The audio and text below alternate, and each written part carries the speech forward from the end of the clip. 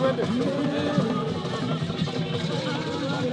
So, Honorable, you have grown up seeing how the UPDF has evolved. Yes, they took over power when you were still young. The other time you told me you were 1 year old. I was 2. That means I'm 1 year older than you.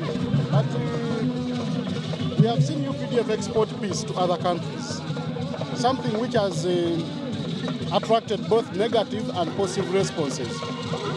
To those people who think UPDF is not doing well, not doing good, to participate in other countries, what do you have to tell them? Those people who are out there, I want to tell you that UPDF has done a wonderful job, and we are here to celebrate their existence as a professional army that has kept and maintained the country's security, and they are still continuing. And not only the country, just as Uganda, but even the regions around us, because one of our international policies is to maintain regional peace.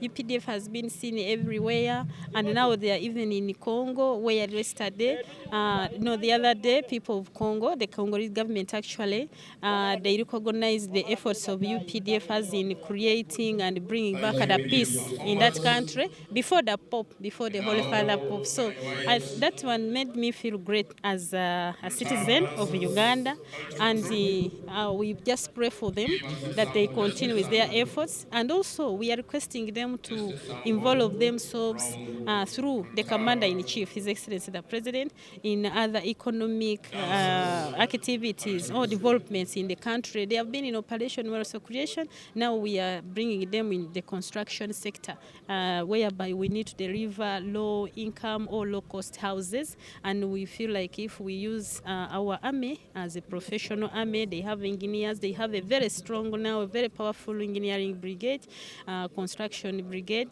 and they construct with us, we can be able to deliver low-cost houses to people of Uganda, but even in the schools and the hospitals, which they have already started as per the directive of His Excellency, the President. So I'm proud to have such an army. As you said, me when I was in Usoga growing up, I heard of UPDF in a positive way.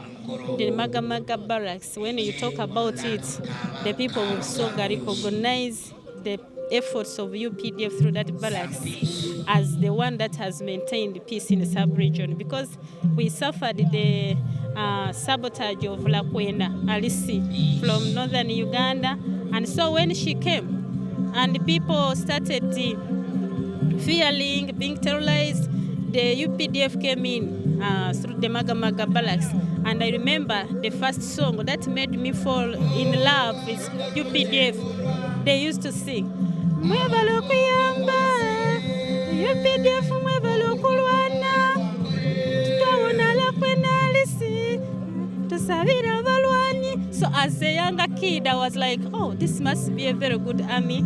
And since that time, when Lakwena was fought and chased away from the sub-region of Soga, we have never had any sabotage.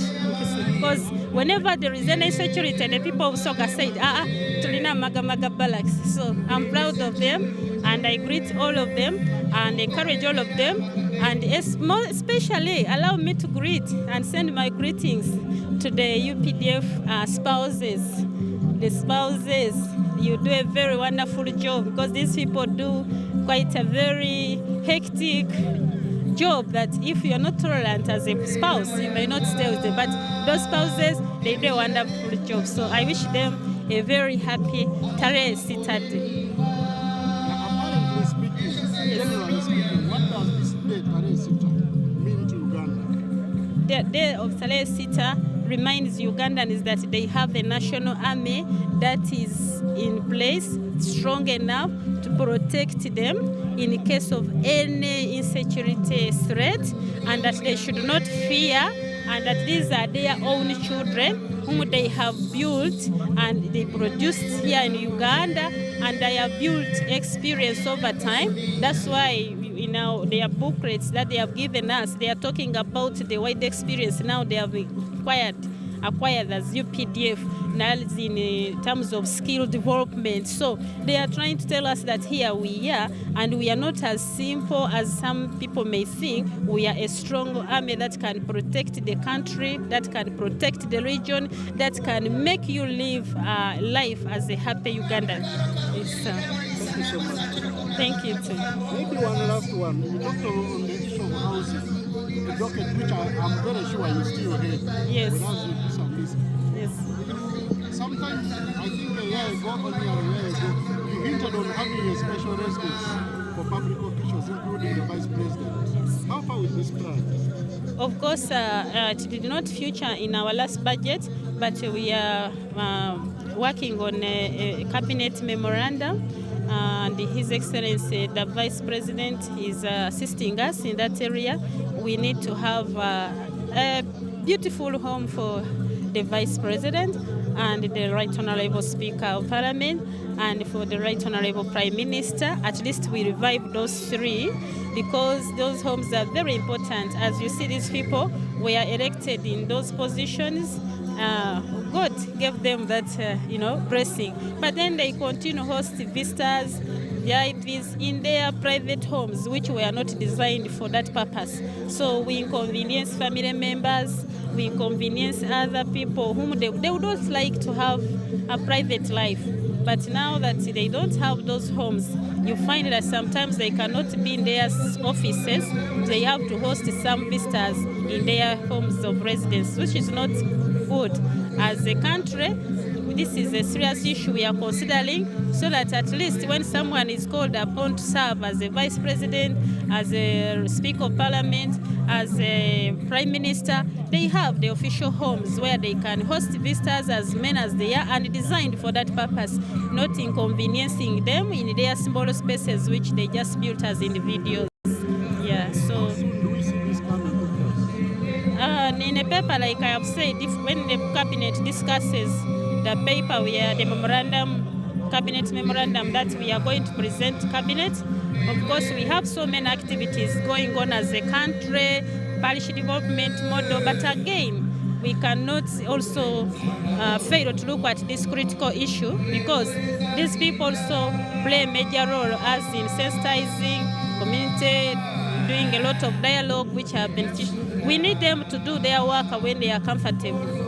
So what cabinet will decide is what we shall inform Parliament, so that we have this budget created either in the Ministry of Housing or in their respective budgets, as the Prime Minister or Presidency and Speaker. Then we can now, for us, play the oversight role of monitoring and providing technical skills that may be required for the construction of such homes, because we want them to be very, very well designed, like other homes we have seen in some other countries, to make a Uganda really a country with all this land we have. We have space, so there is nothing impossible that we cannot do. But let me congratulate His Excellency, the President of Uganda, General Yoweri Kaguta Museveni, for building a national force that we are all proud of. And this is the UPDF, that these days people resort running to UPDF officer, even when they commit crime and they see an UPDF officer around, they feel like, oh, if I run to him, I am safe. Than those days which we hear of, me and you, that they were days of tough days when you come across a combatant that you didn't know what is next. But now we are proud of a friendly army force, and yet is strong enough to defend and protect our country. Congratulations, His Excellency, the President of Uganda and Commander-in-Chief, General Yoweri Kaguta Museveni. Thank you so much.